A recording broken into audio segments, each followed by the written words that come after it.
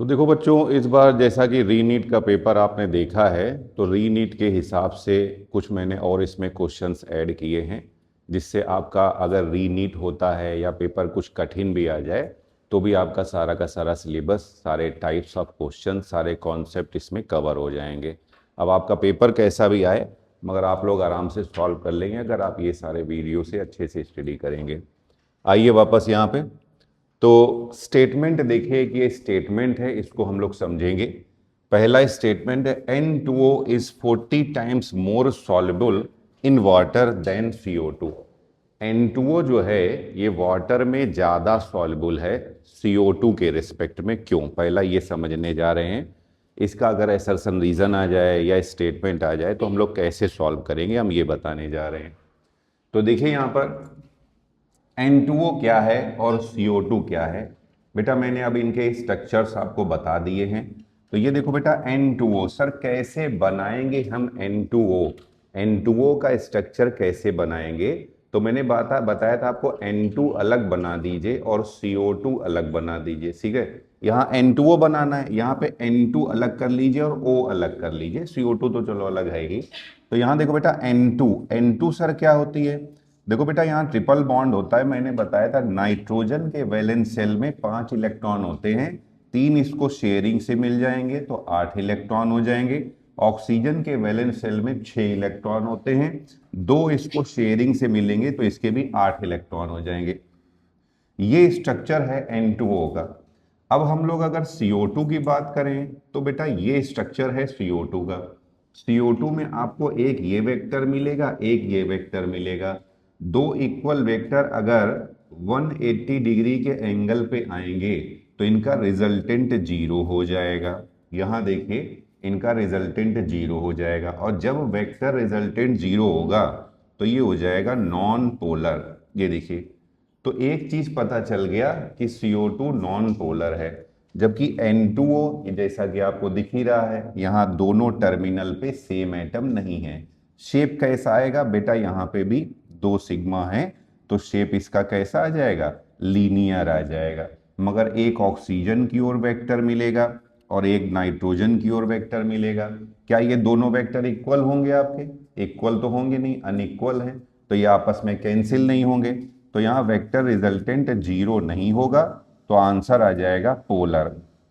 तो एक चीज अभी अभी पता चली कि CO2 है नॉन पोलर जबकि N2O है पोलर। बेटा बताओ वाटर क्या होता है। ये देखिए वाटर ये एंगुलर शेप में होता है। यहाँ 2 आपको वेक्टर मिलेंगे, एक तो ये वेक्टर मिलेगा और दूसरा ये वेक्टर मिलेगा। ये देखिए दोनों का रिजल्टेंट वेक्टर दोनों के बीच में आएगा, तो यहाँ रिजल्टेंट वेक्टर आएगा। मैंने आपको सीधे भी बताया था कि एंगुलर ऑलवेज पोलर, जितने भी एंगुलर होंगे ये हमेशा पोलर रहेंगे। तो ये जो है आपका यहाँ पे रिजल्टेंट 0 नहीं होगा, नेचर आ जाएगा पोलर, नेचर आ जाएगा। अब देखो बेटा जब CO2 को वाटर में मिलाएंगे, देखो बेटा CO2 को वाटर में मिलाएंगे तो CO2 है नॉन पोलर और वाटर है पोलर। बोलो बच्चों इनके बीच में कौन सा फोर्स लगेगा? ये क्या हो गया, डाइपोल। ये क्या हो गया, इंड्यूस डाइपोल। तो यहां पे जो फोर्स लगेगा ये लगेगा डाइपोल इंड्यूस डाइपोल इंटरेक्शन। जबकि जब आप N2O को मिलाओगे, N2O को वाटर में मिलाओगे, तो बेटा यहाँ पे ये क्या है, पोलर। पोलर को क्या बोलोगे, डाइपोल। ये भी क्या है, पोलर। तो यहाँ पे भी डाइपोल और यहाँ पे भी डाइपोल। मैंने आपको बताया हुआ इंटरमॉलिक्यूलर इंटरएक्शन, समझे। जहां जितना स्ट्रॉन्ग इंटरमॉलिक्यूलर इंटरएक्शन लगेगा उतना ही अच्छा उसकी सॉल्युबिलिटी होगी, ध्यान रखिएगा। तो यहाँ इंटरमॉलिक्यूलर इंटरएक्शन कौन सा लग रहा है, डाइपोल डाइपोल। और यहाँ क्या लग रहा है, डाइपोल इंड्यूस डाइपोल। तो कौन सा स्ट्रॉन्ग है, डाइपोल डाइपोल। इसीलिए सोचिए इतना फर्क पड़ता है, इसी से इतना फर्क पड़ता है कि N2O is 40 times more soluble.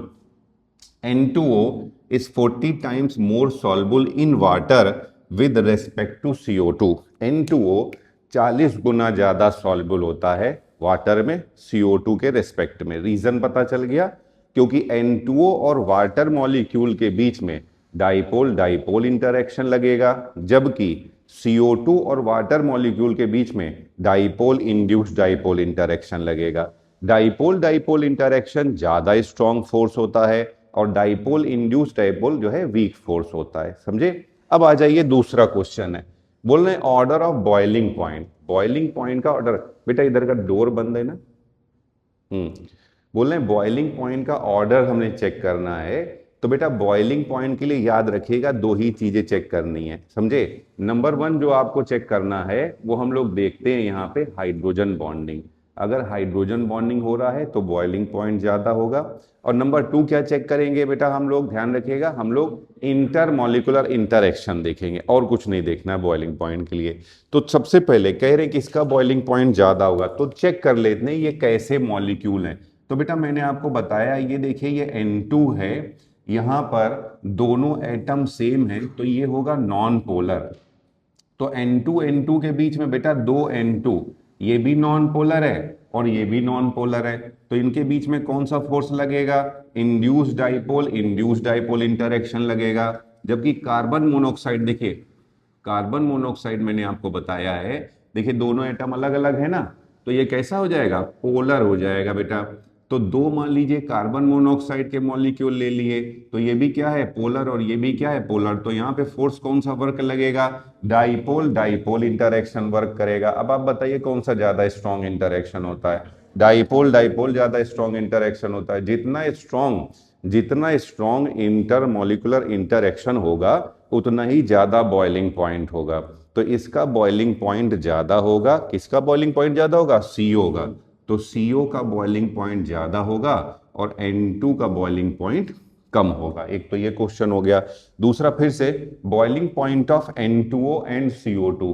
तो अभी मैंने आपको N2O का स्ट्रक्चर बताया था, ये देखिए ये N2O का स्ट्रक्चर था और ये CO2 था। यहां से आपने देखा था कि ये नॉन पोलर है जबकि ये कैसा है? पोलर है। तो दो N2O के बीच में बेटा, ये दो मॉलिक्यूल के बीच में कौन सा फोर्स डेवलप होगा? तो यहाँ पे डेवलप होगा डाइपोल डाइपोल इंटरेक्शन। ये दो मॉलिक्यूल के बीच में कौन सा फोर्स डेवलप होगा? यहाँ पे डेवलप होगा इंड्यूस्ड डाइपोल इंटरेक्शन। कौन सा फोर्स ज्यादा स्ट्रांग होता है? बोलिए बेटा, डाइपोल। तो किसका बॉइलिंग पॉइंट ज्यादा होगा? N2O का बॉइलिंग पॉइंट ज्यादा होगा और CO2 का बॉइलिंग पॉइंट कम होगा। ऐसे भी आप बॉइलिंग पॉइंट के क्वेश्चन सॉल्व कर सकते हैं। अब ये देखिए, ये भी एक स्टेटमेंट है, ये NCERT में P ब्लॉक में नोबल गैस की लाइन है। देखिए अब किताब में आपकी लिखा हुआ है, आपको याद नहीं होगा बट आप आगे पढ़ेंगे तो आपको ये किताब में मिलेगी। किताब पढ़ने में और उसकी लाइनों को याद रखने में, उसके क्वेश्चंस को समझने में डिफरेंस होता है। NCERT की लाइन है ये। ज्यादातर जो ये मैं आपको बता रहा हूं ना, NCERT की लाइन से बने हुए क्वेश्चन है सारे के सारे, और वही मैं एक्सप्लेन कर रहा हूं। मैं इसके बाद NCERT रीड भी करूंगा। ये जब आएगा ना P ब्लॉक तो मैं दिखाऊंगा आपको, देखिए कहाँ कहाँ क्वेश्चंस मिलेंगे ये सारे के सारे NCERT में। तो यहाँ देखिए ये NCERT की लाइन है, noble gases are very less soluble in water. आगे भी जो बताने जा रहा हूँ वो पूरा NCERT का एक्चुअली पैसेज है, 3-4 लाइन है, ये नोबल गैस चैप्टर की लाइनें हैं, समझे। आप सभी लोगों ने NCERT पढ़ी होगी पर देखिए हमारा ध्यान ही नहीं जाता कि इन्होंने कितनी बड़ी चीजें लिख दी हैं, कैसे छुपा करके लिख दी हैं, छुपा के लिख दिए उन्होंने कि आपका ध्यान ना जाए और हम आपसे क्वेश्चन पूछ लेंगे और बोलेंगे देखिए ये NCERT में दिया हुआ है, समझे। तो noble gases are very less soluble in water, ये एक स्टेटमेंट है, ये NCERT की लाइन है। इसको देखना है हमें, इसको समझना है। इसको समझने के पहले कुछ और भी समझना पड़ेगा। देखो बेटा सोचो, मान लो दो लोग आपस में दोस्त हैं, समझे। दोनों लोग एक दूसरे के साथ घूमने जाते हैं। अब घूमने जाओगे बेटा तो पैसे तो खर्च होंगे ही ना। तो दोनों लोग खर्च कर रहे हैं एक दूसरे के ऊपर, मान लीजिए 1000 रुपए खर्च कर रहे हैं घूमने में। टोटल कितने खर्च हो गए?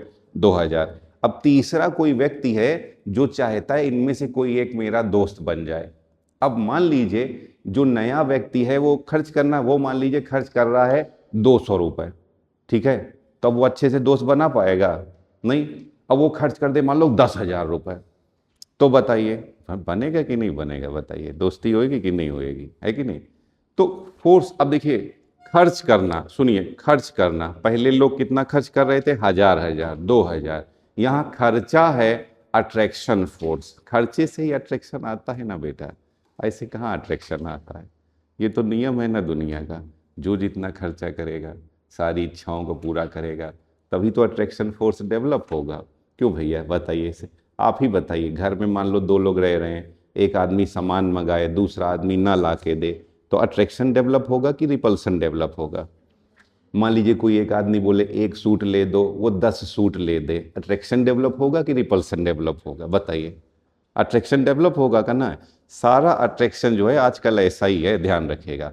फ़ोन खराब हो तो आईफोन ला करके दे दे, ऐसे अट्रैक्शन बढ़ता है। और ये थोड़ी ना फ़ोन खराब हो यही बनवा रहे हैं, पैसा ही नहीं हमारी जेब में। सारी चीज़ों के लिए शुरुआत से लेके अंत तक जरूरी है पैसा, काफ़ी ज़रूरी है। लोग कहते हैं इसकी वैल्यू नहीं है, मगर काफ़ी चीज़ों के लिए। मान लीजिए कोई बीमार है, आपको दवा लानी है, तो कैसे ले आओगे? बताइए। दिखाने को तो लोग कुछ भी दिखा देते हैं, है ना, मगर असलियत तो यही है ना इस समय दुनिया की। आप यहाँ बैठे, हम यहाँ हैं, सबका एक ही रीज़न है। Assertion reason both are correct and correct explanation of each other, समझे? तो सुनो बेटा, देखो ध्यान से, हम समझा रहे थे। अरे क्या लिख रही हो, क्या इसमें लिखोगी? अट्रैक्शन फोर्स कैसे डेवलप होता है, क्या ही लिखोगे? हम कुछ ऐसा पढ़ाते ही नहीं जो आपको लिखना पड़े इसमें। सुनिए ध्यान से, कहानी को समझिए। क्या मैंने बताया ऐसा होता है? पता चला एक आदमी तुम्हारे साथ जाएगा, ऐसा हमारे साथ भी होता है। गए जाएंगे, 2 सूट ले दीजिए, वहां जाके 12 सूट ले लिए। अब 2 ही बातें, या तो तुम्हारे पास पैसे हैं तो तुम दे दोगे, मना नहीं करोगे, तो तुम्हें लोग क्या कहेंगे बताइए? जिनको लेके दोगे वो क्या कहेंगे? बहुत अच्छी। और जिनको नहीं लेके दोगे वो क्या कहेंगे? बहुत खराब, है कि नहीं? तो बेटा कहानी ऐसी है, अब समझिए वापस, कि 2 लोग थे, दोनों लोग टोटल 2000 खर्च हो रहा था वहां पे, अट्रैक्शन फोर्स 1। अब तीसरा आदमी आया, वो 20 ही रुपए लेके आ रहा है। भैया कहेंगे चिल्लर है, मंदिर के सामने से समेट के लाए हो तो वापस जाओ ना मंदिर में, क्यों यहाँ आ रहे हो, है कि नहीं? नहीं, मंदिर के पास कुछ लोग बैठे रहते हैं एकदम आराम से, लड्डू नहीं चाहिए हमें, मिठाई नहीं चाहिए सर, पैसा दे दो तो ठीक रहेगा, समझे? अब मान लो, या फिर तीसरा आदमी जो इनके साथ दोस्ती करना चाहता है, वो एकदम 10-10 हजार, 20-20 हजार ऐसे खर्च करने लगे। सबसे अच्छा कौन लगेगा बताइए? हम आपको सही बता रहे हैं, सही चीज है ये। अभी कोई भी आपका दोस्त बने, वो आपको फ्री फंड में अपना रोज घुमाने लगे, खिलाने लगे, खर्च करने लगे, वही आपको अच्छा लगने लगेगा। सही बता रहे ये चीजें, वो आप इंसान ही आपको अच्छा लगने लगेगा, सोच लीजिए।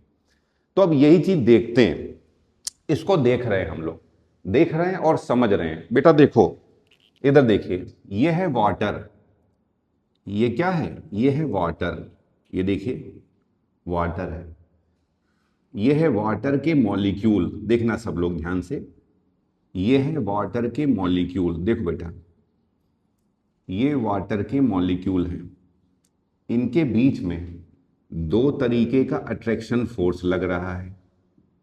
ये देखिए, नंबर 1 कौन सा लग रहा है?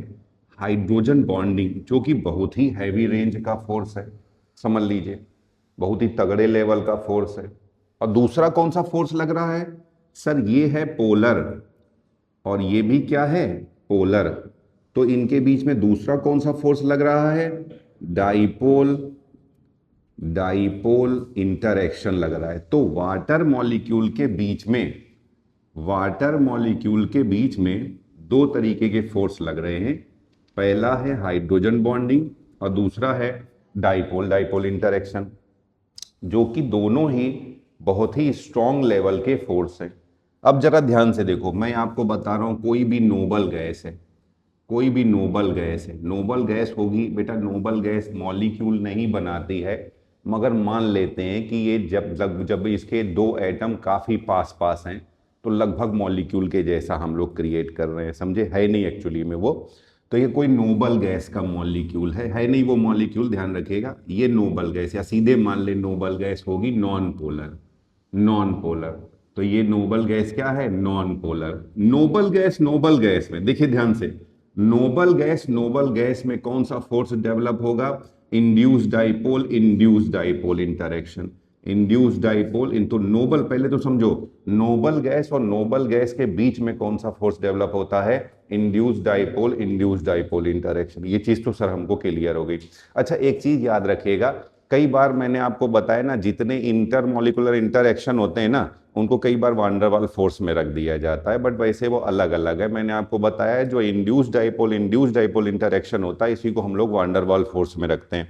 अब सोचो, एक मैंने नोबल गैस ले लिया, देखो बेटा ये वाटर है और ये नोबल गैस है। बोलो बेटा वाटर क्या है? वाटर सर पोलर है। नोबल गैस क्या है? नॉन पोलर है। ये क्या बनाएगा? डाइपोल। ये क्या बनाएगा? Induced dipole. तो वाटर और नोबल गैस के बीच में कौन सा फोर्स डेवलप हो रहा है? Dipole induced dipole. Water water के बीच में कौन कौन सा फोर्स लग रहा है? हाइड्रोजन बॉन्डिंग लग रहा है और डाइपोल डाइपोल इंटरेक्शन लग रहा है। बताइए कौन सा स्ट्रॉन्ग फोर्स है? Hydrogen bonding sir, hydrogen bonding 8 kilojoule per mole से ज्यादा के रेंज का फोर्स है। Dipole dipole interaction 8 kilojoule per mole से ज्यादा की रेंज का फोर्स है। तो ये तो भैया इतने ज्यादा तगड़े फोर्स लगाए दे रहे हो हैं, समझ लो ये तो बेचारे पहले से दोनों लोग एकदम फिदा है, सब कुछ उड़ाने के लिए तैयार है। माँ बाप पास भी बहुत पैसा है, दोनों लोग लाखों रुपया खर्च कर देते हैं जरा जरा सी बात में। ये बेचारा गरीब व्यक्ति आ गया, ये औकात के बाहर। सोचिए ये 100 रुपये लेकर के आया, ये 5 स्टार होटल में चले गए। ले 5 स्टार होटल में तो चाय ही 1,000 रुपये की पड़ेगी, कॉफ़ी 1,000 की। ये तो रेंज से बाहर भगा देगा दरबान बाहर से। तेरे तो कपड़े ही नहीं सही है, अंदर नहीं घुसने दूंगा मैं तुझको। तो बताइए दोस्ती हो पाएगी? तो अगर क्वेश्चन पूछा जाए कि noble gases are very less, सुनिए क्वेश्चन है, noble gases are very less soluble in water, reason क्या है? क्योंकि वाटर वाटर के बीच में स्ट्रॉन्ग फोर्स लगता है, मगर वाटर और नोबल गैस के बीच में वीक फोर्स लगता है, डाइपोल इंड्यूस्ड डाइपोल इंटरेक्शन लगता है। क्या बात समझ में आई आपके? तो नोबल गैस क्यों लेस सॉल्युबल होती हैं वाटर में, उसका रीजन है क्योंकि नोबल गैस और वाटर के बीच में जो फोर्स लगता है वो है डाइपोल इंड्यूस्ड डाइपोल, जो कि वीक फोर्स है। जबकि वाटर वाटर के बीच में क्या लगता है? हाइड्रोजन बॉन्डिंग लगता है और डाइपोल डाइपोल इंटरेक्शन लगता है, जो कि स्ट्रॉन्ग फोर्स होता है। क्या ये क्वेश्चन समझ में आ गया ना आपको? ये पूरा मैंने आपको समझा दिया है। तो यहां मैं बता दे रहा हूं इसका रीजन है, इसका रीजन है आर फॉर रीजन। तो यहां पे because between water molecules, between water molecules दो फोर्स लगेगा, एक तो हाइड्रोजन बॉन्डिंग और दूसरा डाइपोल डाइपोल इंटरेक्शन, जो कि स्ट्रॉन्ग फोर्स है, जो कि स्ट्रॉन्ग फोर्स है। While while between water and noble gases, यहां पे लगेगा डाइपोल इंड्यूस्ड डाइपोल, जो कि कैसा है? वीक फोर्स है या वीक अट्रैक्शन फोर्स है, समझे? इसीलिए therefore noble gases are less soluble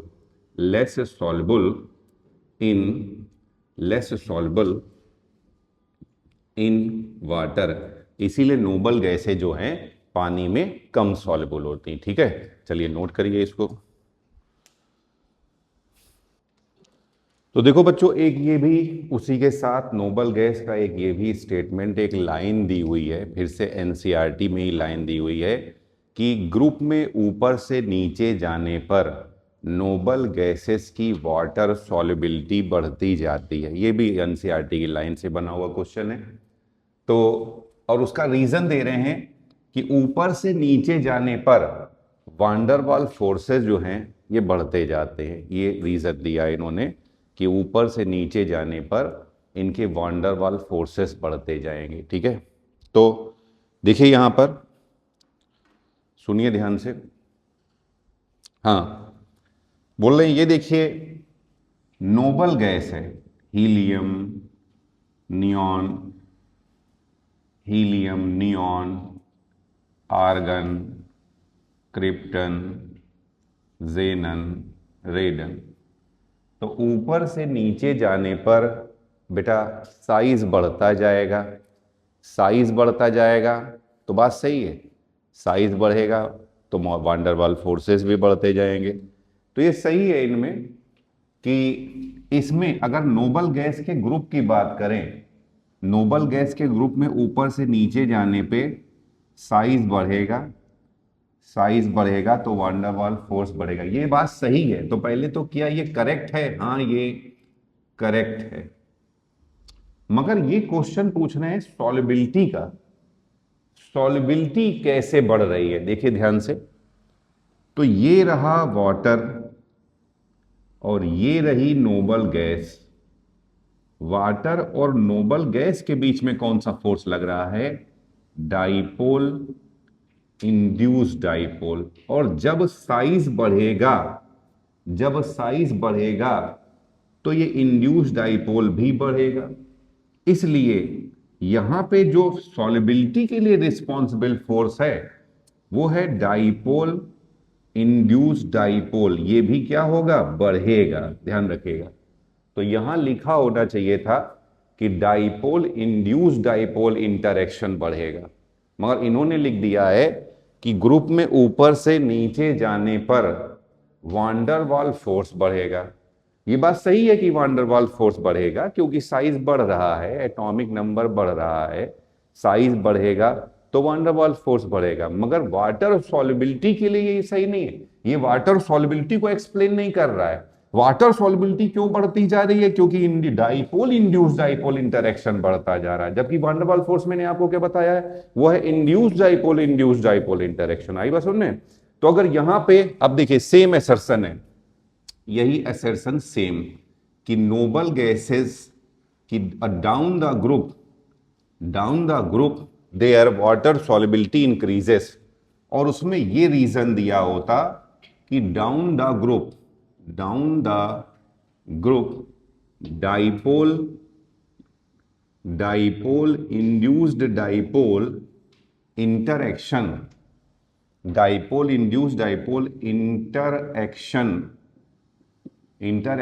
increase. अगर ये दिया होता तो ये ज्यादा सही होगा। तो इसमें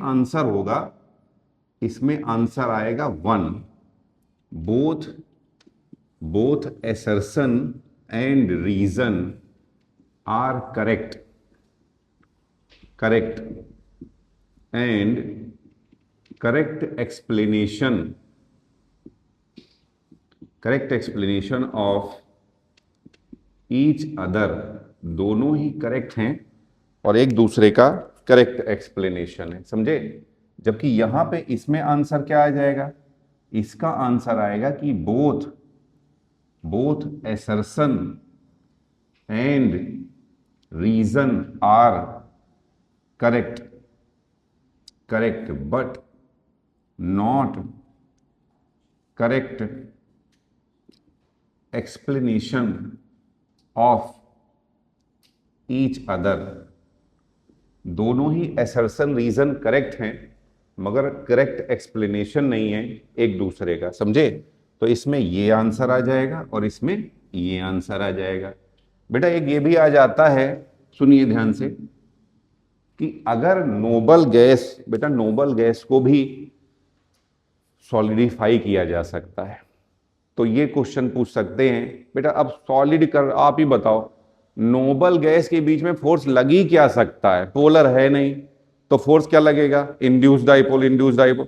और बेटा किसी को कोई, अब एक बात बताइए, सॉलिड लिक्विड गैस, ये डिपेंड करता है कि वो मॉलिक्यूल के बीच में कैसा फोर्स लग रहा है। जितना ज्यादा स्ट्रॉन्ग इंटरैक्शन होगा उतना ही उसकी स्टेज सॉलिड की ओर बढ़ती जाएगी। अगर वीक फोर्स लगेगा तो गैस की ओर बढ़ती जाएगी। तो क्वेश्चन पूछा जाएगा कि नोबल गैस को सॉलिडिफाई करना है, किसको आसानी से सॉलिडिफाई कर लेंगे या किसको मुश्किल से सॉलिडिफाई करेंगे? तो जिसका एटॉमिक नंबर ज़्यादा होगा, जिस नोबल गैस का साइज ज़्यादा होगा, उसमें वांडरवाल फोर्स ज़्यादा लगेंगे। जिसमें वांडरवाल फोर्स ज़्यादा लगेंगे उसको सॉलिडिफाई करना ज़्यादा आसान होगा। क्या आई बात समझ में आपको? तो बेटा ध्यान रखिएगा, अब यहाँ पे मैं आपको पहले बता दे रहा हूँ, एज वेल एज या in the same group, in group of noble gases,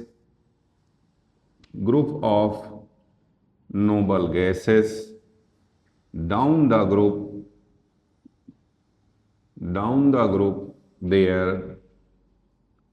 their size increases। ऊपर से नीचे जाने पे साइज बढ़ेगा, कॉमा, वांडर वाल forces increases, therefore their solidification solidification becomes easy, solidification भी आसान होता जाएगा या बढ़ता जाएगा। अब मान लो बेटा है क्या, ग्रुप क्या है, अभी बताया बेटा, देखिए helium, neon, argon, krypton, xenon, रेडन। चलो बच्चों एक क्वेश्चन करिएगा, क्वेश्चन पूछ रहे हैं, ऑर्डर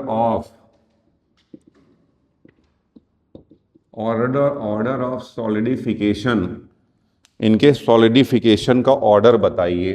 तो पहला दे रहे हैं हीलियम, दूसरा दे रहे हैं नियॉन, हीलियम नियॉन, इसके बाद है आपका आर्गन, इसके बाद है क्रिप्टन। बोलो बेटा सबसे आसानी से किसको सॉलिडिफाई कर लेंगे, बोलिए क्रिप्टन। तो आंसर क्या हो जाएगा, बोलो बेटा DCBA, ये आंसर हो जाएगा। क्या आई बात समझ में आपको, चलिए नोट करिए, तो ये भी एक पॉइंट है।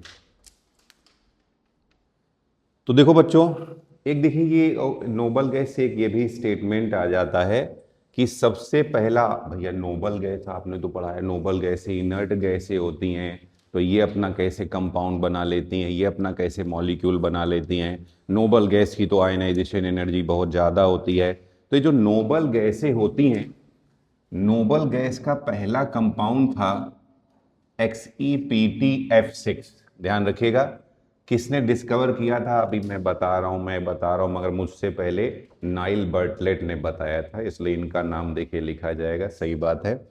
तो नाइल बर्टलेट इन्होंने डिस्कवर किया था।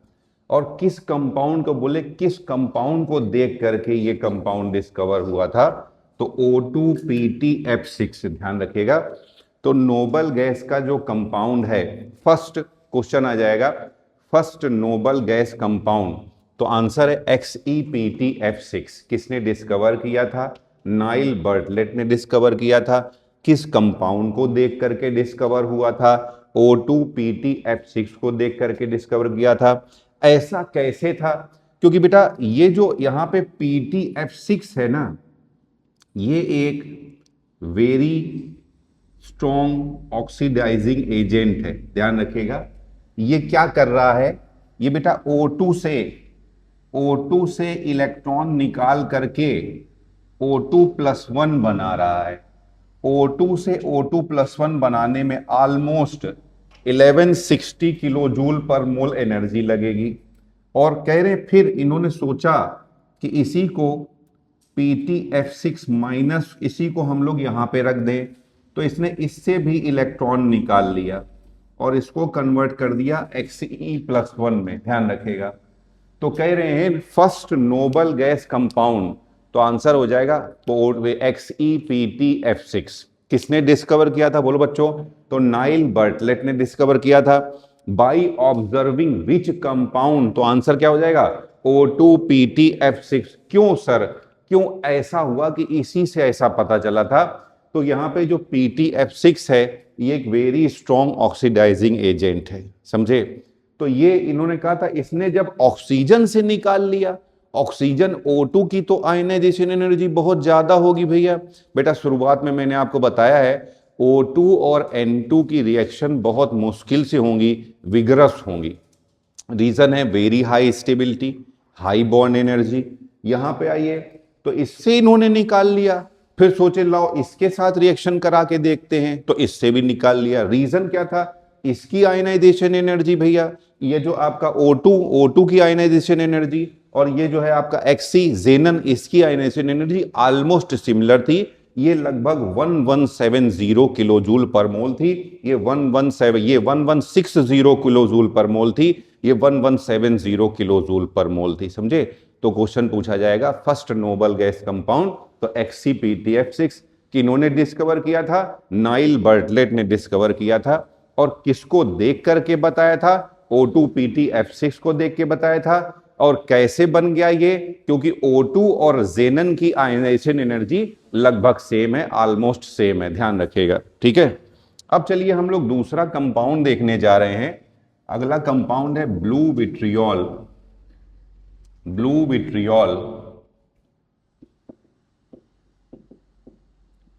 ये भी बहुत ही इंपॉर्टेंट है, इससे भी क्वेश्चन पहले आया हुआ है बेटा, कभी भी आ जाएगा आपके सामने।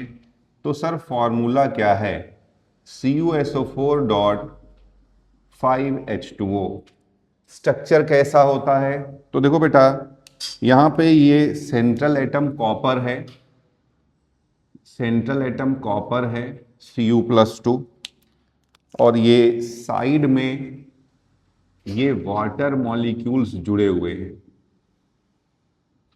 ये वाटर मॉलिक्यूल्स हैं।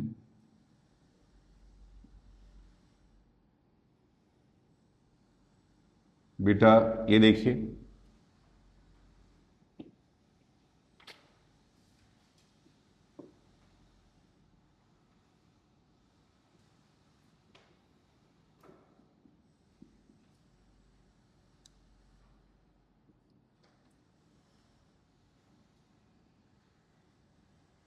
ये वाटर मॉलिक्यूल्स अटैच्ड है इसके साथ, और कौन सा बॉन्ड बना रहे हैं?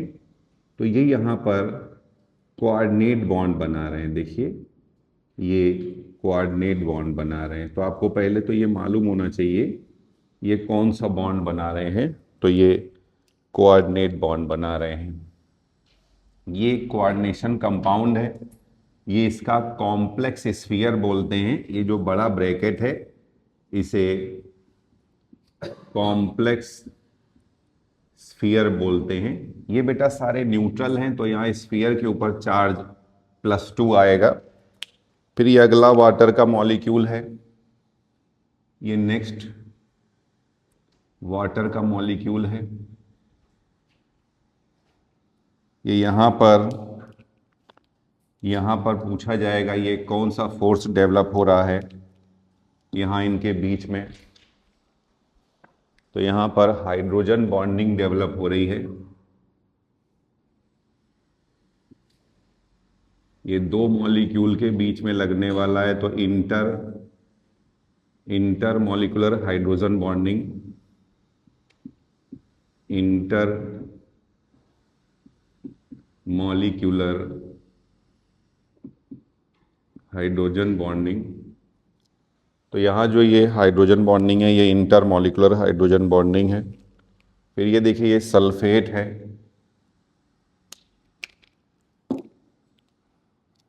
ये वाटर मॉलिक्यूल है पूरा कंप्लीट, और ये सल्फेट है, दिस इज सल्फेट आयन।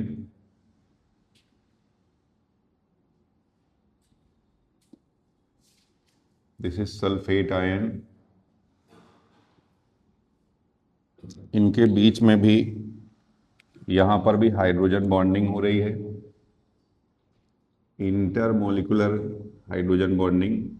ये देखिए ये भी इंटरमॉलिक्यूलर हाइड्रोजन बॉन्डिंग है, हाइड्रोजन बॉन्डिंग हो रही है। और यहाँ सल्फेट के ऊपर चार्ज है -2, सल्फेट के ऊपर चार्ज है -2, तो इनके बीच में ये जो फोर्स डेवलप होगा ये आयनिक बॉन्ड होगा, आयनिक बॉन्ड है। तो ये क्वेश्चन पूछा गया है कितने टाइप के बॉन्ड हैं ब्लू विट्रियोल में? तो पहला है आयनिक बॉन्ड, ये दूसरा आप देख रहे हैं ये है coordinate bond, coordinate bond, coordinate bond. अंदर आप देख रहे हैं ये है सारे covalent bond,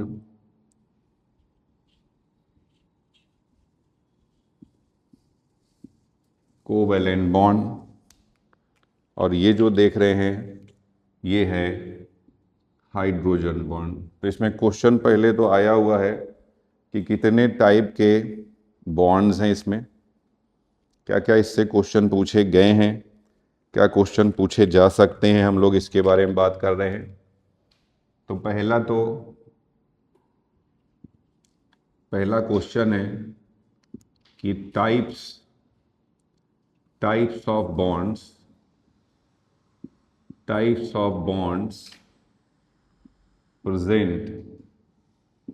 present in blue vitriol. Blue vitriol में कितने टाइप के बॉन्ड हैं तो आंसर हो जाएगा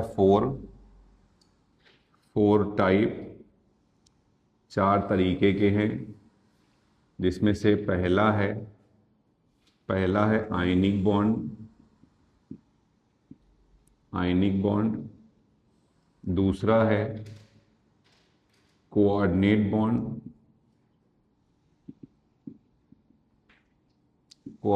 बॉन्ड, तीसरा है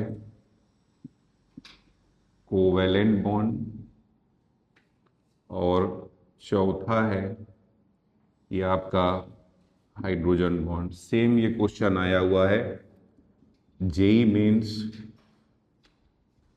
में आया हुआ है, आप उसका पेपर देख सकते हैं। 2009 के पेपर का आया हुआ क्वेश्चन है मल्टीपल चॉइस में कि ये कितने टाइप के बॉन्ड्स पाए जाते हैं। तो इसमें 4 टाइप के बॉन्ड्स पाए जाते हैं, ionic bond, coordinate bond, covalent bond and hydrogen bond. अब ये आपसे भी पूछा जा सकता है, बड़ा ही सिंपल क्वेश्चन है, इस तरह के क्वेश्चन हमें मालूम होने चाहिए। बेटा ये नीट और जेई दोनों के लिए काफ़ी इंपॉर्टेंट टॉपिक है। नीट में इससे कई बार क्वेश्चन आ चुके हैं, जेई में भी कई बार क्वेश्चन आ चुके हैं, तो सभी लोग अच्छे से पढ़ेंगे इसे। पहला क्वेश्चन हो गया। दूसरा एक क्वेश्चन आया हुआ है कि बेटा इसमें कॉपर सीधे कितने वाटर मॉलिक्यूल के साथ अटैच्ड है, या फिर कॉम्प्लेक्स स्फीयर के अंदर कितने वाटर मॉलिक्यूल हैं। 2 तरीके के क्वेश्चन इससे आते हैं यहाँ पे ऊपर। अगला क्वेश्चन है, नेक्स्ट क्वेश्चन है, कॉपर इज डायरेक्टली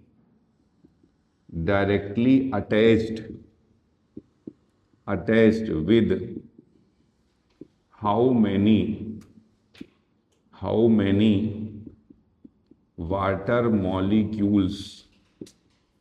कॉपर कितने वाटर मॉलिक्यूल्स के साथ सीधे जुड़ा हुआ है, या फिर how many water molecules are present in complex sphere। ये देखिए स्ट्रक्चर से क्वेश्चन आए हुए हैं, तो यहां आंसर हो जाएगा 4। इसका आंसर हो जाएगा 4, क्योंकि यहां 4 वाटर मॉलिक्यूल सीधे जुड़े हुए हैं कॉपर के साथ। ठीक है, नोट करिए इसको। इधर देखिए, ये क्वेश्चन पूछ लिया जाए कि ब्लू विट्रियोल में कितने वाटर मॉलिक्यूल 100% हाइड्रोजन बॉन्डिंग कर रहे हैं पर वाटर मॉलिक्यूल। तो 100% बेटा मैंने आपको हाइड्रोजन बॉन्डिंग पढ़ा दी है। जरा यहां देखिए, मैंने आपको बताया जब एक वाटर मॉलिक्यूल हाइड्रोजन बॉन्डिंग करेगा,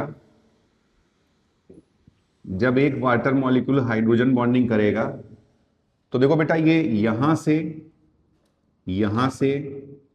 यहां और यहां से, बताओ बच्चों, तो जब एक वाटर मॉलिक्यूल हाइड्रोजन बॉन्डिंग करता है तो मैक्सिमम कितने हाइड्रोजन बॉन्ड बनाएगा, बताइए कितने बनाएगा? 4 हाइड्रोजन बॉन्ड बनाएगा।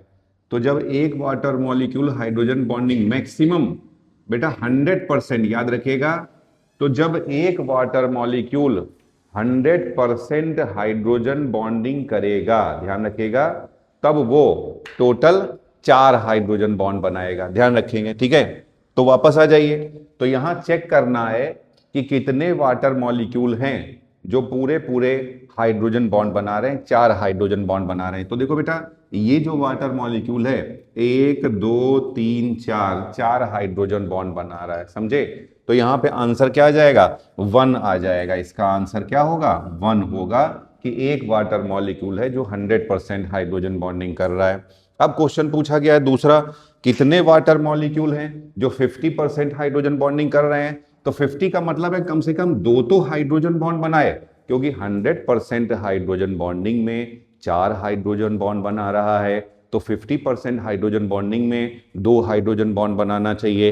तो क्या यहाँ पे कोई भी ऐसा वाटर मॉलिक्यूल है जो सिर्फ 2 ही हाइड्रोजन बॉन्ड बना रहा हो? देखिए यहाँ पे ये तो कुछ भी नहीं बना रहा, ये एक बना रहा है, ये एक बना रहा है, तो 2 हाइड्रोजन बॉन्ड वाला तो कोई भी नहीं आ रहा है ना। तो इसका आंसर क्या हो जाएगा? इसका आंसर 0 आ जाएगा, समझे। फिर अगला क्वेश्चन है, वो कितने वाटर मॉलिक्यूल है जो 25% या 25% हाइड्रोजन बॉन्डिंग कर रहे हैं, समझे। तो भैया 25% हाइड्रोजन बॉन्डिंग कौन कर रहा है? मतलब एक, भैया 100% में कितना होता है? 4, तो 25% में कितना हो जाएगा? 1 हो जाएगा। तो पर वाटर मॉलिक्यूल एक हाइड्रोजन बॉन्ड कितना बना रहा है? बेटा ये देखिए, ये बना रहा है और ये बना रहा है, तो आंसर क्या हो जाएगा? 2। तो यहां पे आंसर हो जाएगा 2, पर वाटर मॉलिक्यूल हाइड्रोजन बॉन्डिंग, समझे, सिंगल, तो यहां आंसर आ जाएगा 2। चलिए नोट करिए इसको जरा सा। बेटा एक इसी ब्लू विट्रियोल में और क्वेश्चन पूछ लिया जाता है कि यहां पर हीटिंग करेंगे, हीट करेंगे तो कैसे कैसे वाटर मॉलिक्यूल निकलेंगे, क्या आपको फाइनल प्रोडक्ट मिलेगा। तो यहां मैं इसका हीटिंग इफेक्ट इसी चैप्टर में आपको लास्ट में सारे हीटिंग इफेक्ट जो आपके सिलेबस में मैं आपको बता दूंगा। ऑल्दो वो डी ब्लॉक में आते हैं, बट मैं यहीं पे आपको बता दूंगा। हाइड्रोलिसिस भी, जो पी ब्लॉक के मॉलिक्यूल की हाइड्रोलिसिस से कुछ क्वेश्चन आते हैं, वो भी मैं आपको इसी चैप्टर में बता दूंगा। तो आइए वापस, तो इसमें सिर्फ मैं इसका भी हीटिंग इफेक्ट बताने जा रहा हूं। तो हीटिंग इफेक्ट,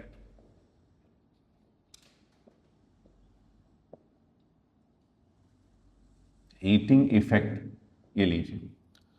तो जब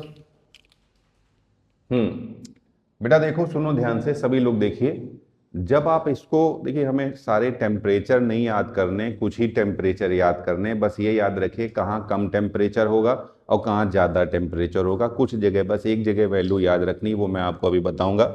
जब आप कह रहे हैं सबसे पहले हीट करना चालू करोगे, तो ये ऑर्डर याद रखना है, पहले कितने मॉलिक्यूल निकलेंगे, फिर कितने मॉलिक्यूल निकलेंगे और फिर कितने मॉलिक्यूल निकलेंगे, ये याद रखिएगा, समझे। तो जब सबसे पहले हीट करोगे तो ये किनारे वाले 2 वाटर मॉलिक्यूल निकल जाएंगे। टोटल कितने वाटर मॉलिक्यूल थे? 5, 2 निकल जाएंगे तो कितने बचेंगे? 3। तो ये अगर ऑर्डर पूछ ही लिया जाए कि सबसे पहले कौन निकलेंगे, तो ये 2 किनारे वाले निकलेंगे। मैंने आपको बता दिया, रीजन सबसे किनारे, इनके ऊपर अट्रैक्शन फोर्स सबसे कम लगेगा। समझ में आई बात आपको? तो देखो बेटा, ये है CuSO4 डॉट 5H2O। मान लेते सबसे कम हीट है, सबसे लोअर टेम्परेचर होगा, हीट 1 है, यहाँ पे 2 वाटर मॉलिक्यूल निकल जाएंगे, तो अब आपको मिलेगा CuSO4 डॉट 3H2O। अब जब ये 2 निकल जाएंगे तब इन दोनों का नंबर आएगा, क्योंकि रिलेटिवली इसमें इधर से कोई एक्स्ट्रा बॉन्ड नहीं बना हुआ है, यहाँ पे इधर से कोऑर्डिनेट बॉन्ड बना हुआ है और इधर से हाइड्रोजन बॉन्ड बना हुआ है, तो इसके बाद इनका नंबर आएगा। तो जब आप करोगे हीट 2, तो ये 2 बचे हुए भी वाटर के मॉलिक्यूल निकल जाएंगे। अब आपको मिलेगा CuSO4 डॉट 1H2O, समझे। फिर जब आप हीट करोगे तीसरी बार, ये देखिए, जब आप तीसरी बार हीट करोगे, हीट 3, तो ये भी एक आप वाटर का मॉलिक्यूल निकाल दो और ये आ जाएगा CuSO4। अब इसमें ध्यान से देखिएगा, अब यहाँ पे आपको देखना पड़ेगा टेम्परेचर।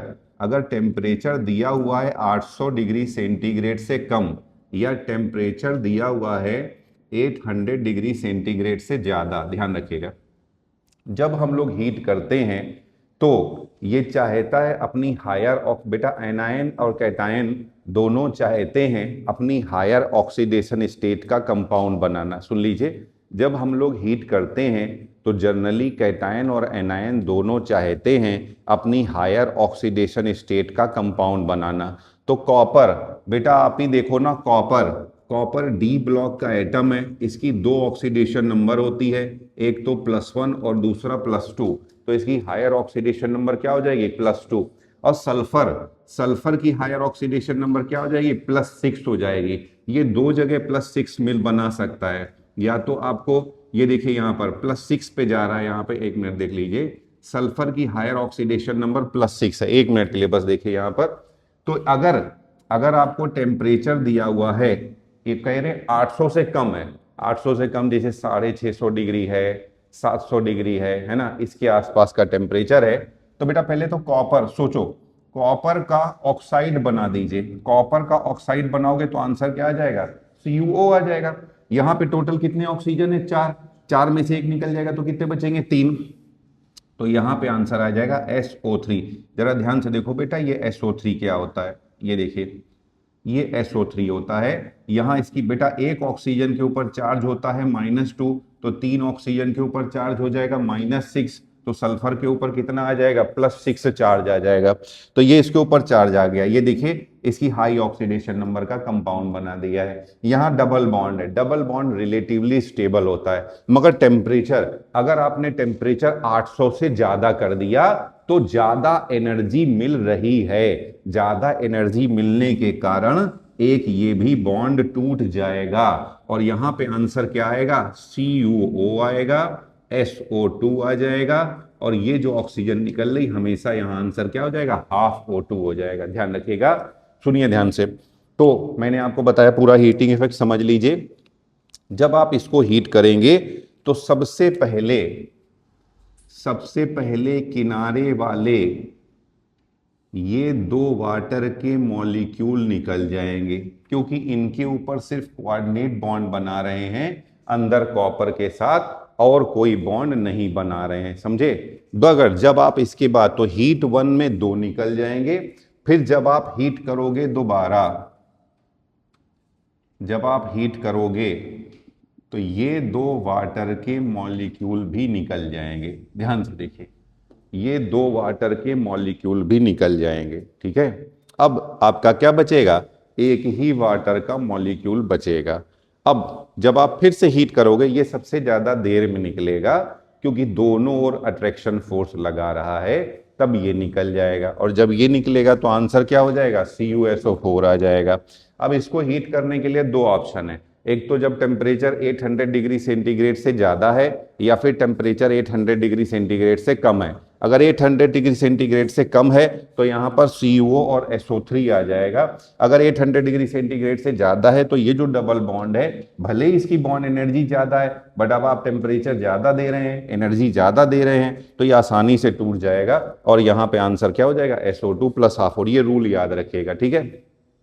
एक और क्वेश्चन पूछा जा सकता है, मैं आपको बता रहा हूं।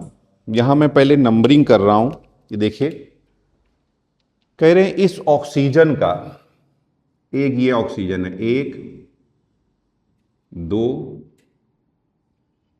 3 4 और ये 5, ये देखिए ये जो 5 तक के ऑक्सीजन है इनका हाइब्रिडाइजेशन बताइए। तो क्वेश्चन है हाइब्रिडाइजेशन ऑफ ऑक्सीजन नंबर 1 2 3 4 5। ये अगर आप वाटर को ये मॉलिक्यूल को देखोगे ना तो ये कुछ ऐसे दिखाई दे रहे हैं। इसमें किस सबको देख लीजिए, एक तरफ ये कोऑर्डिनेट बॉन्ड है, इनको देखिए, चलिए पहले मैं इनको बताता हूं, इनको देखिए, इसको यहां पे ये 2 सिग्मा बॉन्ड है, ये कोऑर्डिनेट बॉन्ड को भी आप सिग्मा बॉन्ड में ही रखेंगे और ये एक लोन पेयर है, तो यहाँ पे 3 सिग्मा बॉन्ड है और एक लोन पेयर है। 3 और 1 को जोड़ोगे तो 4 हो जाएगा। जब भी 4 आएगा तो हाइब्रिडाइजेशन हो जाएगा sp3। तो ये जो सारे ऑक्सीजन है, ये 1 2 3 4, ये किसके लिए वैलिड है, ये वैलिड है 1 2 3 4 के लिए। ये ऑक्सीजन में 3 सिग्मा और एक लोन पेयर आ रहा है, मगर यहां पे देखिए इस वाले का अगर ऑक्सीजन को आप देखोगे तो यहाँ पे 2 सिग्मा, ये देखिए 2 सिग्मा बॉन्ड है और 2 लोन पेयर है, तो यहाँ पे 2 सिग्मा बॉन्ड है और 2 लोन पेयर है, तो यहाँ पे हाइब्रिडाइजेशन क्या हो जाएगा, यहाँ पे हाइब्रिडाइजेशन sp3 आ जाएगा। समझ में आई बात, तो यहाँ हाइब्रिडेशन क्या आ जाएगा, sp3 आ जाएगा। अब सर इसकी, अब कह रहे हैं नेक्स्ट क्वेश्चन है कि इसका हाइब्रिडाइजेशन निकालिए। ये जो ऑक्सीजन है 6 7 8 9, तो ऑक्सीजन नंबर 6 7 8 9 का हाइब्रिडाइजेशन निकालना है आपको, ठीक है। तो अगला क्वेश्चन है फाइंड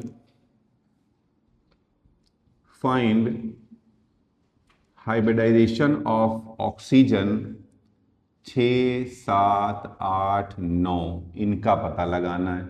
ये सर क्या बात है, इसमें क्या कुछ खास है? हाँ बेटा, यहाँ खास बात ये है कि इसको अगर आप देखोगे बेटा, इसके लिए मैं आपको बहुत डिटेल में रेजोनेंस बताऊंगा, अभी मैं शॉर्ट में बस बता रहा हूं। जनरली अगर कोई चार्ज निगेटिव चार्ज या पॉजिटिव चार्ज डबल बॉन्ड या ट्रिपल बॉन्ड के साथ अल्टरनेट मैनर में आता है तो वहां पर रेजोनेंस होता है, ध्यान रखिएगा। तो अगर आप यहां चेक करोगे चार्ज सिंगल डबल तो ये रेजोनेंस हो रहा है, चार्ज सिंगल डबल तो ये रेजोनेंस हो रहा है।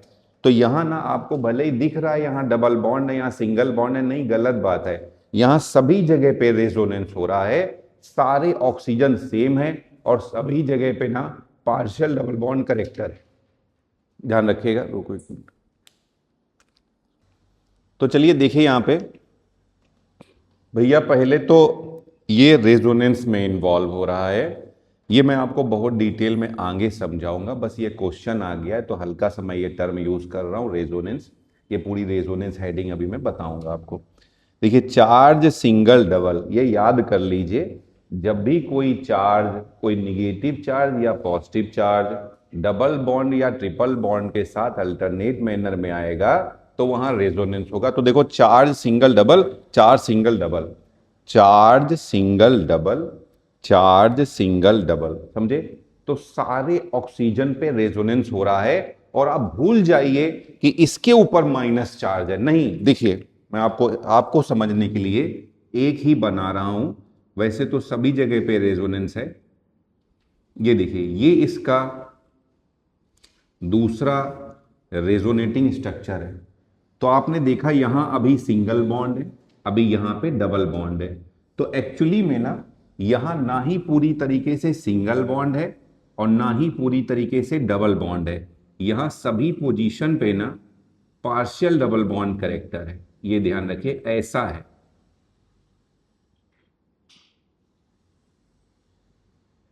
ये इसका, इसमें 4 रेजोनेटिंग स्ट्रक्चर आएंगे, मैंने अभी समझाने के लिए इतना ही बनाया है आपको। और यहां पे सभी जगह पे ना निगेटिव चार्ज है, पार्शियल निगेटिव चार्ज है, सभी जगह पे, सभी जगह पे पार्शियल निगेटिव। ये एक्चुअल स्ट्रक्चर है, ये जो मैंने बनाया है ना, ये एक्चुअल स्ट्रक्चर है इसका,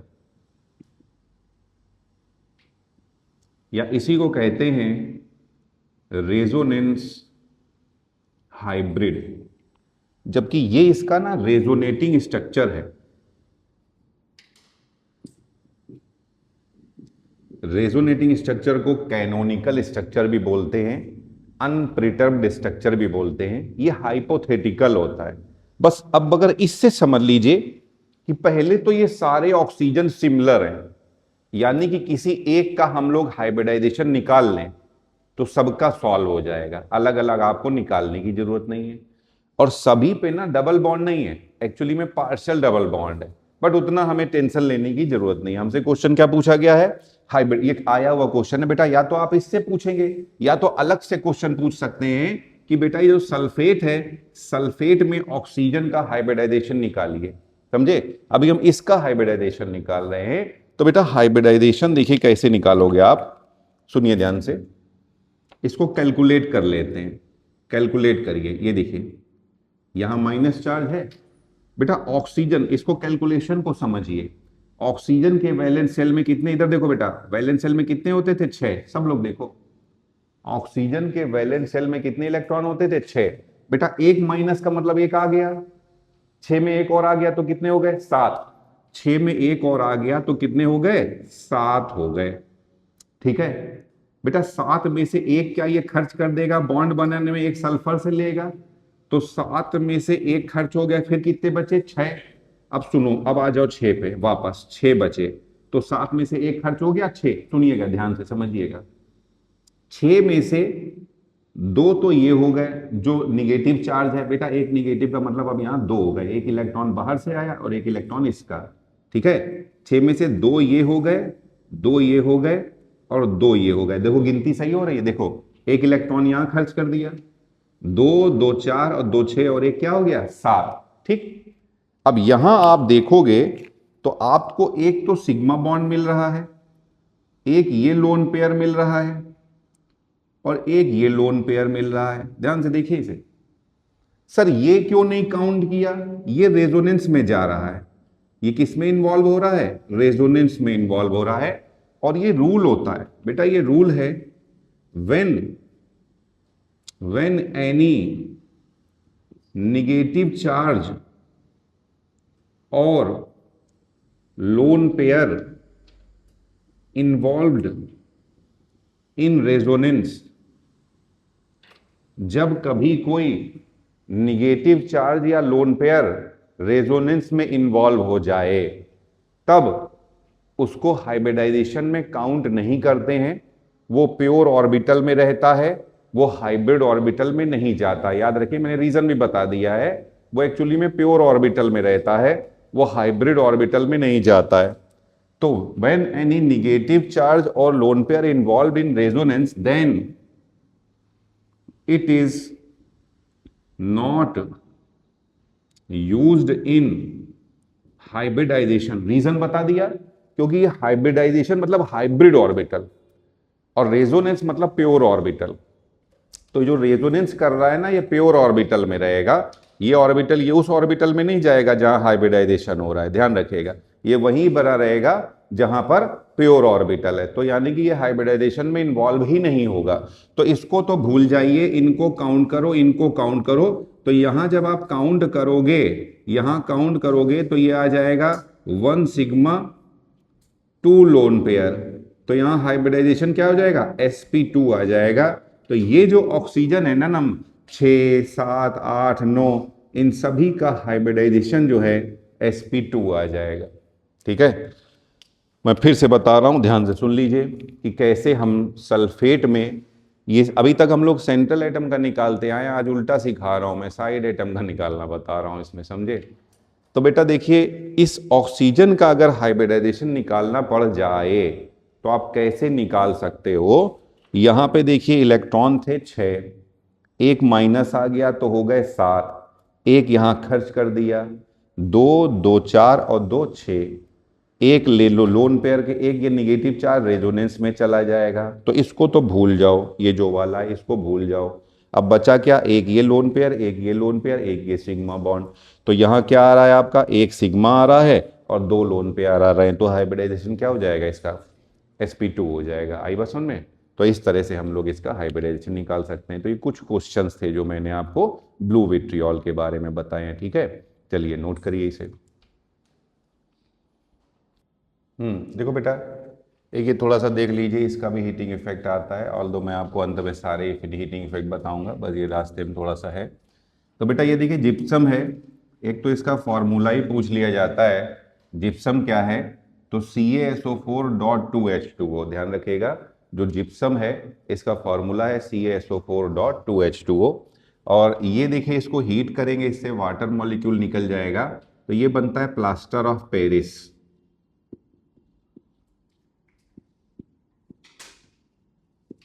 अगर आपको आप भूल जाएंगे ना कि कौन सा जिप्सम है, कौन सा प्लास्टर ऑफ पेरिस है, तो ऐसे याद रखिएगा, ये है पेरिस की बिल्डिंग, समझे? तो जिसके पास पेरिस की बिल्डिंग वो हो जाएगा प्लास्टर ऑफ पेरिस, ऐसे याद रखिएगा। ठीक है, अब कह रहे हैं फिर से वही बेसिक, अगर टेम्परेचर 800 से ज़्यादा है या टेम्परेचर 800 से कम है, तो अगर इसको हम लोग हीट कर दें और टेम्परेचर 800 डिग्री सेंटीग्रेड से कम है, तो यहाँ आंसर आ जाएगा CaO प्लस SO3। पहले एक्चुअली में इसको और हीट करेंगे ना, एक बार और हीट करें तो ये भी वाटर मॉलिक्यूल निकल जाएगा, सिर्फ CaSO4 बचेगा। फिर इसको और भी ज़्यादा हम लोग हीट कर रहे हैं तो CaO प्लस SO3 आ जाएगा। और यहाँ अगर 800 से भी ज़्यादा है तो बेटा अभी बताया था, ये देखो ये SO3 है, इसको हीट करोगे यहाँ से ऑक्सीजन निकल जाएगा, तो ये CaO plus SO2 plus half O2, समझे?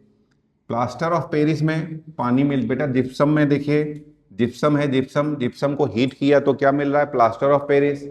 प्लास्टर ऑफ पेरिस में पानी मिला हो तो वापस जिप्सम बन जाएगा। बट ये सब जो हीट कर दिया और हीट कर दिया, मान लो यहाँ पे हीट कर दिया है और पहले आ गया CaSO4 आ गया, इसको और हीट कर दिया, ये भी वाटर मॉलिक्यूल निकल गया और ये आ गया CaSO4। तो ये जो CaSO4 है ना, अब इससे नहीं बन पाएगा आपका, वापस इसमें पानी मिलाओगे ना तो नहीं बन पाएगा, या फिर यहाँ पे ये तो पूरा ही बेकार हो गया ना, इस पे भी पानी मिलाओगे तो ये वापस से रिवर्स साइड में नहीं जा सकता है। ठीक है, चलिए नोट करिए इसको। तो देखो बच्चों, हम लोग पढ़ेंगे हीटिंग इफेक्ट ऑफ FeSO4 या फेरस सल्फेट। नॉर्मली जो मेटल के सल्फेट होते हैं उनको जब आप हीट करोगे तो वो हीट करने पर मेटल ऑक्साइड प्लस SO3 बनाते हैं, मगर फेरस सल्फेट जो है एक्सेप्शन है। फेरस सल्फेट को जब आप हीट करते हो, फेरस सल्फेट को जब आप हीट करते हो तो यहाँ मेटल का ऑक्साइड बनेगा प्लस SO2 बनेगा प्लस SO3 बनेगी। तो एक ये क्वेश्चन आ जाता है कि कौन सा मेटल सल्फेट है जिसको हीट करने पर SO2 और SO3 दोनों बनती है। तो इससे एक तो ये क्वेश्चन पूछ लिया जाएगा कि which metal sulphate on heating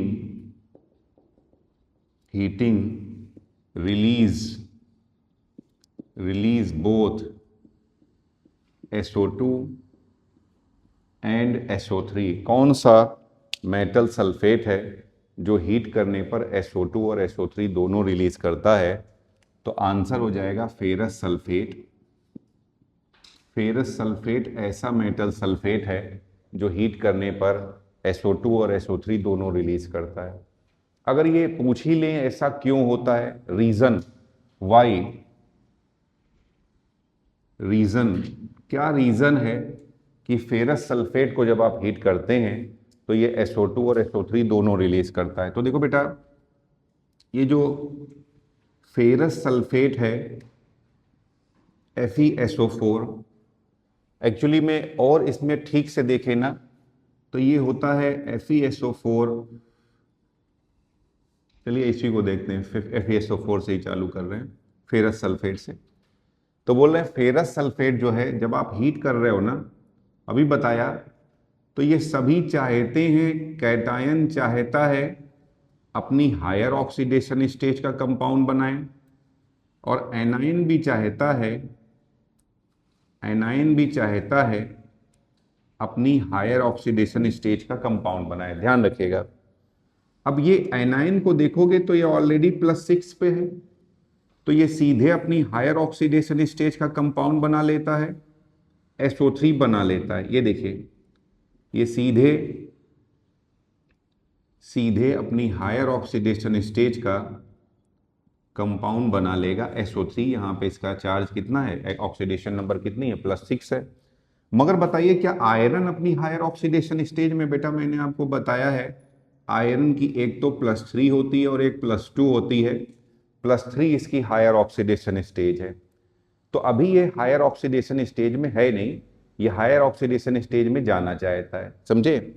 तो ये जो होता है यहां पर, ये देखिए, ये जो आयरन है ना, ये आयरन अपनी हायर ऑक्सीडेशन स्टेज में जाता है, उसके लिए ये 2 इलेक्ट्रॉन रिलीज करेगा और ये बना देगा Fe+3। ध्यान रखिएगा, आयरन अपनी हायर ऑक्सीडेशन स्टेज में जाता है तो ये 2 इलेक्ट्रॉन रिलीज करेगा। ये जो 2 रिलीज्ड इलेक्ट्रॉन हैं ये S+6 को S+4 में कन्वर्ट कर देंगे, और +4 का आप ऑक्साइड बनाओ तो आंसर क्या हो जाएगा, SO2 आ जाएगा। तो यहाँ पे देखिए, ये +4 के कारण बनता है और ये +6 के कारण बनता है। आई बात सुन, मैं फिर से बता रहा हूँ, ध्यान से सुनिए। क्वेश्चन आया हुआ है कौन सा मेटल का सल्फेट है जो हीट करने पर SO2 और SO3 दोनों रिलीज करता है? तो फेरस सल्फेट ऐसा सल्फेट है जो हीट करने पर SO2 और SO3 दोनों रिलीज करता है। क्या रीजन है? तो जब आप इसको हीट करते हैं तो यहाँ फेरस मिलता है, यहाँ सल्फेट मिलता है। ये ऑलरेडी अपनी हायर ऑक्सीडेशन स्टेज पे है तो ये सीधे SO3 बना देगा। फेरस है, ये अपनी हायर ऑक्सीडेशन स्टेज पर नहीं है तो ये तुरंत ही 2 इलेक्ट्रॉन रिलीज करके Fe+3 बना देता है, और ये जो 2 इलेक्ट्रॉन है ये +6 को +4 में कन्वर्ट कर देंगे और +4 का ऑक्साइड बन जाएगा, SO2 बन जाएगा। ठीक है, नोट करिए इसको। तो देखिए यहाँ पर कुछ और क्वेश्चंस हम लोग करेंगे। सभी लोग देखिए, एक एक क्वेश्चन पूछ लिया जाता है कि ऑर्डर बताना है बॉइलिंग पॉइंट का। यहाँ हाइड्रोजन है और यहाँ हीलियम है। भाई हाइड्रोजन में भी दो हैं, 1+1 करोगे तो 2 आ जाएगा, और हीलियम का तो एटॉमिक नंबर ही 2 है। तो हम लोग जो मॉलिक्यूलर वेट से करते थे वो तो ये हो नहीं पाएगा, समझे। मगर क्या किसी तरह से हम लोग इसका बॉइलिंग पॉइंट बता सकते हैं? क्या हम लोग वान डेर वाल्स फोर्स को देख सकते हैं?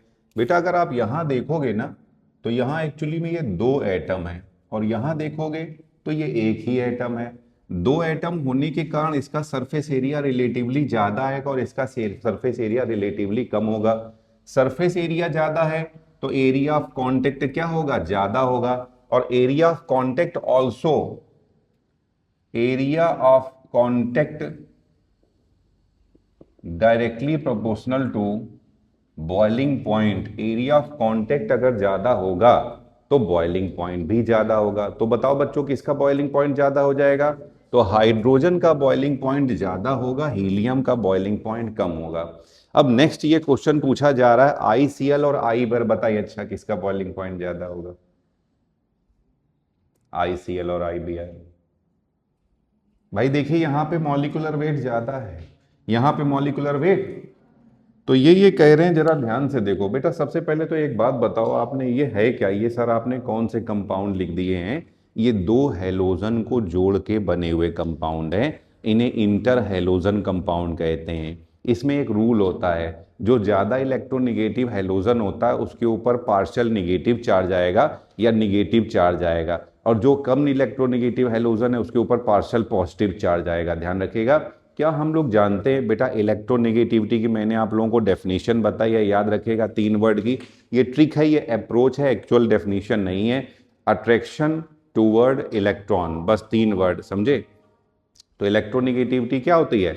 Attraction toward electron. दूसरा मैंने आपको बताया है ऑर्डर ऑफ इलेक्ट्रोनेगेटिविटी। दुनिया में सबसे ज्यादा इलेक्ट्रोनेगेटिव कौन होता है? बोलो बच्चों। सबसे ज्यादा फ्लोरीन होता है, फिर ऑक्सीजन होता है, फिर नाइट्रोजन होता है, फिर क्लोरीन होता है, और अगर भूल जाओ तो क्या कर लोगे? फोन कर लोगे। तो ऑर्डर ऑफ इलेक्ट्रोनेगेटिविटी क्या होता है? फोन कर लो। दूसरा याद रखिएगा, एक ही ग्रुप में ऊपर से नीचे जाने पे इलेक्ट्रोनेगेटिविटी लगातार रिड्यूस होती जाएगी, एक ही पीरियड में लेफ्ट से राइट जाने पे इलेक्ट्रोनेगेटिविटी बढ़ती जाएगी अप टू हैलोजन। हैलोजन के बाद कौन आता है? नोबल गैसें आती है। नोबल गैसें साधु महात्मा हैं, यहां पे इलेक्ट्रोनेगेटिविटी की बात करना पाप है। समझ में आया? तो बेटा इसलिए नोबल गैसेज में इलेक्ट्रोनेगेटिविटी लगभग 0 हो जाएगी। ठीक है, तो आइए देखिए यहां पर, सुनो बेटा इधर देखो।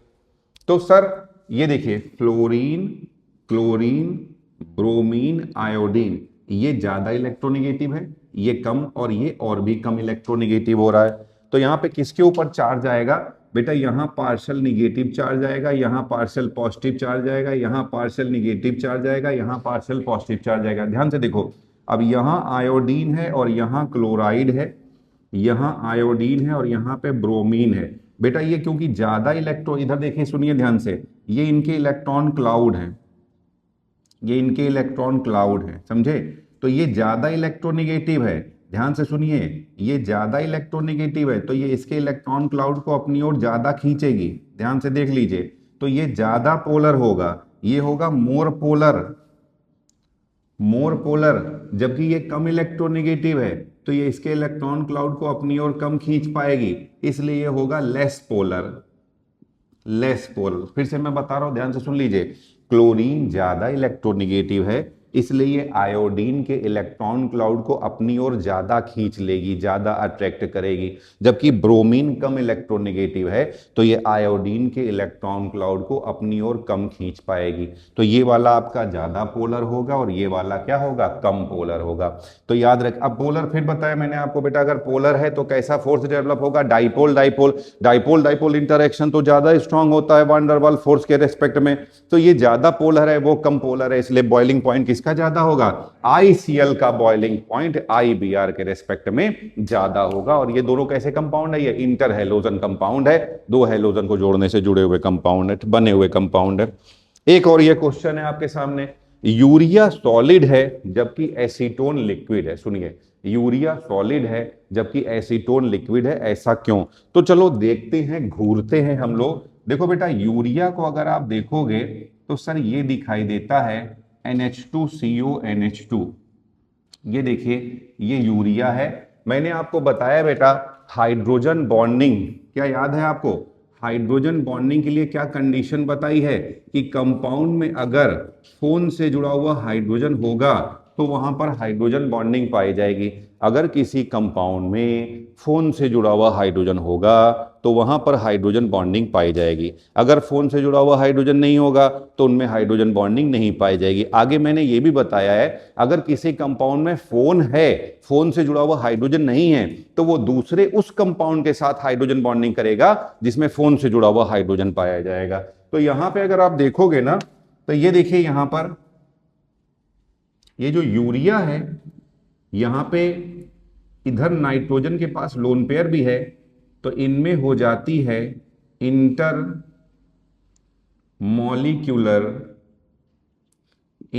Molecular hydrogen bonding. जबकि अगर आप एसीटोन को देखो, देखो बेटा ये एसीटोन है, ये देखिए यहां पर फोन से जुड़ा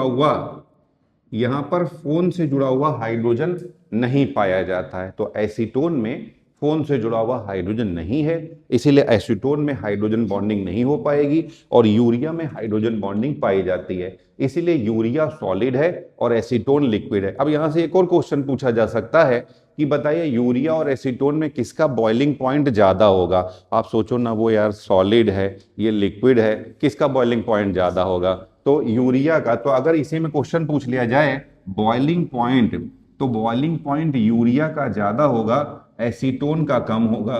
बेटा क्या आपको मालूम है, अगर आप बॉइलिंग पॉइंट का उल्टा कर दो तो वेपर प्रेशर आ जाएगा। Boiling point inversely proportional to vapour pressure. तो क्या मैं अगर यहाँ वेपर प्रेशर का क्वेश्चन पूछ लिया जाता तो किसका वेपर प्रेशर ज्यादा आता? एसीटोन। एसीटोन का वेपर प्रेशर किससे ज्यादा आ जाएगा? यूरिया से ज्यादा आ जाएगा। क्या यह क्वेश्चन समझ में आया आप लोगों को? ठीक है, चलिए नोट कर लीजिए इसको।